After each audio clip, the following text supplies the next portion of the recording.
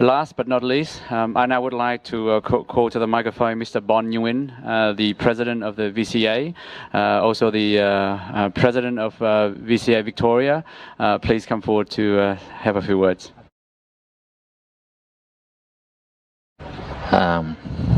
I thought it was actually a mix of actually order. I thought the Vietnam veteran was actually due to give us, to share with us a few words, but can I, from a Vietnamese refugees background who have found Australia home, can I acknowledge the traditional owner of the land and pay my respect to the elders past and present and the emerging leaders as well? Can I respectfully acknowledge the presence of the Vietnam veterans and the Vietnamese veterans who are here with us today? Mr. Võ Minh Cương, the president for the Federal Vietnamese Association in Australia. Of course, Mr. Po Huy Nguyen, the president for the Vietnamese community in Australia, New South Wales chapter. Miss Theresa Trung, the president for the VCA in Wollongong. Of course, Mr. Kong Lee, the president for the VCA in ICT. And Chris Hayes, please put your hands. Our good friends have always been with us here as well. And it's such an honor award for me, and that is actually when I pick up the phone from Mr. Alex Ling, who spoke very well in Vietnamese, and he said to us that he is going to be here with us. His madam is actually 93 years old, and they want to be with us here today. And of course, there's other veterans as well. I would like to acknowledge them. Also, can I respectfully acknowledge the Honorable Malcolm Fraser, the person who made the decision to accept us into this country. Ladies and gentlemen, before I go on, can I just thank everyone for organizing the logistics, including Po Huy bringing the sounds, and Toàn for emceeing, and Lê Công for organizing all the logistics and all of that as well, including the weather. Thank you, and Công. Now, can I just say that it doesn't matter what I say or what I do. It's very small compared to what you have said already or what you have done already. Can I sincerely say this in Vietnamese? Đối với lại tất cả các quân nhân, các chánh quân lực Việt Nam Cộng Hòa, chúng tôi là những người hậu vệ, chỉ biết thắp nén hương lòng, cúi đầu để mà tri ân đến toàn thể quý vị. Vì những việc làm của quý vị, thì những lời nói của quý vị đã làm cho chúng tôi rất tự hào. Dù sống bất cứ nơi nào, nhưng chúng tôi rất tự hào ngưỡng mặt lên để làm người Việt Nam. Dù người Úc, hay người Canada, hay người Mỹ, bất cứ người nào mà có một cái nguồn gốc Việt Nam, chúng tôi lấy làm hãnh diện cho những cái dũng khí mà quý vị đã có, quý vị đã thể hiện qua những cái hành động của quý vị trong cái cuộc chiến Việt Nam. Tôi cảm ơn quý vị nắm thắp nén hương lòng để bày tỏ cái lòng kính trọng của tôi đối với lại tất cả quân nhân các chánh quân lực Việt Nam Cộng Hòa và đồng minh đã hy sinh ở trong cuộc chiến Việt Nam. Tôi xin chân thành cảm ơn đến toàn thể các quân nhân các chính Việt Nam Cộng Hòa đã chiến đấu, hiện bây giờ đang còn hiện hữu với chúng ta. Quý vị may mắn còn hiện hữu với chúng ta, nhưng cái sự hy sinh của quý vị không bao giờ nhỏ ở trong thâm tâm của anh em chúng tôi. Chúng tôi thành thật cảm ơn quý vị rất là nhiều. Bởi vì những lời nói bằng tiếng Việt tôi xin thưa bao nhiêu vậy. Tôi xin thưa với quý vị, can I first sincerely express my deep appreciation to the Republic of Vietnam's veterans and our allies. Well, if communism was to spread it to the rest of Asia, that would have the entire control. Imagine if they would have that complete control today. They would control more than 40% of the world economy. That's actually they're going through that sea route, ladies and gentlemen. Can you imagine that unimaginable action? Now, the action recently that even happened to Australia, I'm talking about the communist force superpower country, that actually playing the coercive force onto the Australian government, show that that war was definitely just. Ladies and gentlemen, if your neighbors is actually being robbed by someone else. You cannot sit there idle and say that, no, that's not my problem. That's their problem. This is exactly what happened before 1975. After 1954, when South Vietnam became an independent country, we have our own sovereignties and all of that, North Vietnam have to adhere to the Paris Accord. They didn't. They violated that accord. They invaded South Vietnam. Us, an independent country which has our own sovereignty, what do you think we should do?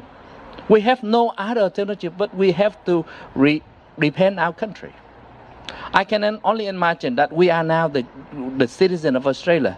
If Australia is under any threat at all, I am very, very sure that the children of these Vietnamese veterans will have no hesitation at all in actually defending Australia.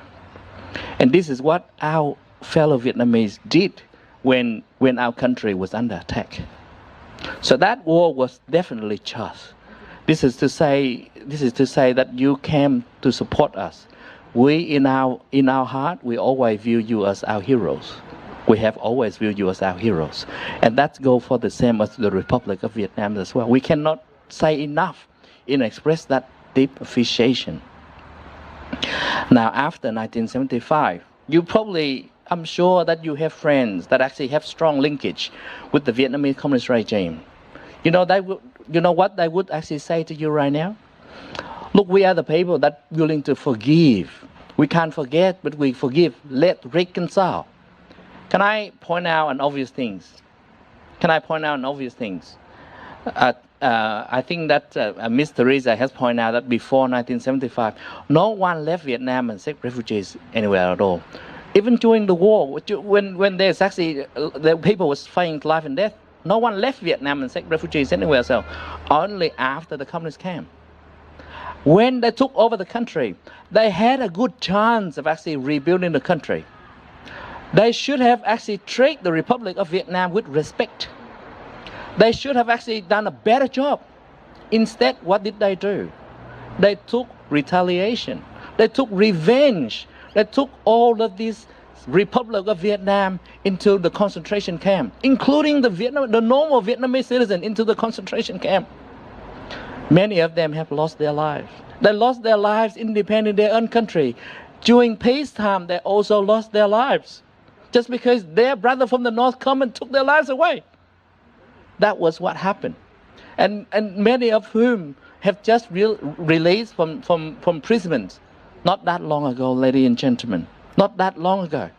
So the cause of actually stop or fighting or fight the communists, it's still with us. It's still very fresh. Today we are witnessing the communists is still actually trading cruelly towards our fellow brother and sister in Vietnam. The example that actually Chris Hayes has pointed out, our own fellow Australian citizen who got to Vietnam and got captured there as well. So they saying one thing. They said that they want to reconcile, but their action have suggested to us otherwise. That's definitely the case. I don't think there's actually no if no but in there. In my view, it is very, very clear. Ladies and gentlemen, on the reflection, our generals and many others lower ranks who have also gave up their life on 30th of April 1975. For us, we think it is a very heroic act, because when you defend your country and as the country go down, I thought that in their mind they would have considered that when the country go down, it is sensible for them to give up their lives as well. And because of that, it's only demonstrate to me that they have foreseeing their vision, their forward vision, once the communists took over. It's not the country that they actually taken away. It is the soul of the South Vietnamese people that they're taken away. The soul of the Vietnamese people, I should have said, that they are taken away. And that's exactly what they did. They knew, the generals and others people, they knew that's gone. That's completely gone. And that is correct. Their vision has been correctly right, ladies and gentlemen. So that up to now, we're saying that actually normal people are being abused, treated cruelly within our own country. On the other hand, they are actually working together with the Chinese Communist regime. That is actually terrible. That is the vision that I think that the consequence that our generals and our leaders saw at that time. So, ladies and gentlemen, having seen the excessive force that actually present in Southeast Asia Sea today, we can only pray. And I'm very, very sure that when we come to a reflection such as this, we will define a direction for ourselves. And that direction there need to be unified. The Vietnamese in Australia need to be unified with Vietnamese diaspora, as well as our Vietnam veterans and our locals, citizens, that they need to support us, because that is the right thing to do, ladies and gentlemen. And I urge you that you would define and actually share your experience on to your younger generation and ask them to be unified, not in presence, but not physically, but also in thought as well.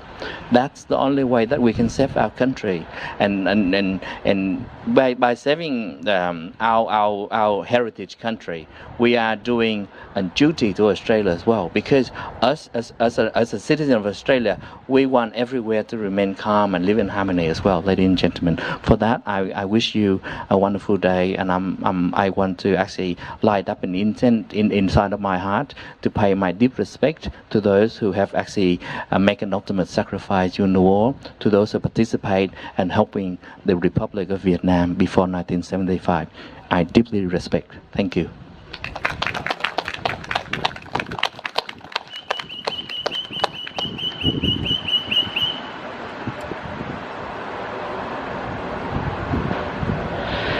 Thank you, Mr.